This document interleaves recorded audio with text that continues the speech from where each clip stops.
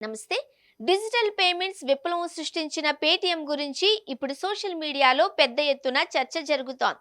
Reserve bank of India Paytm payments bank లైసెన్సును రద్దు చేయడంతో కోట్లాది మంది యూజర్లు తమ డబ్బు ఏమవుతుందోనని ఆందోళన చెందుతున్నారు. అసలు ఈ లైసెన్స్ రద్దంటే ఏంటి? మన ఫోన్ పేమెంట్స్ ఆగిపోతాయా? అసలేం జరుగుతోంది తెలుసుకుందాం. పేటీఎం పేమెంట్స్ బ్యాంక్ పై ఆర్బీఐ ఆంక్షలు కొత్తేమీ కాదు.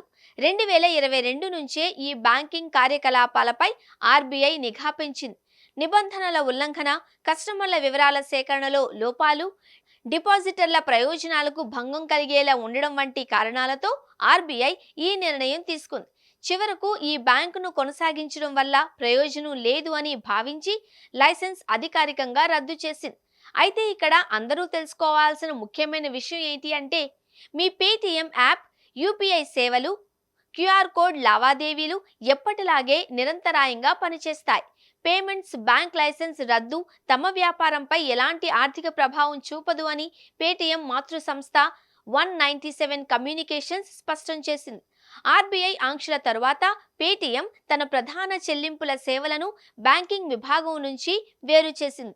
National payments corporation of India అనుమతితో భాగస్వామ్య బ్యాంకుల ద్వారా యూనిఫైడ్ పేమెంట్స్ ఇంటర్ఫేస్ సేవలను కొనసాగించడానికి అనుమతి పొందింది.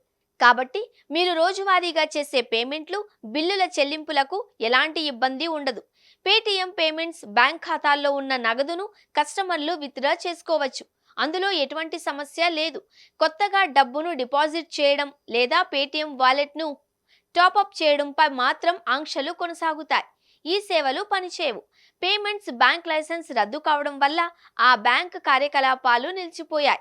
కానీ పేటీఎం యాప్ ద్వారా జరిగే డిజిటల్ లావాదేవీలు మాత్రం యథావిధిగా కొనసాగుతాయి. కాబట్టి యూజర్లు ఆందోళన చెందాల్సిన అవసరం లేదు.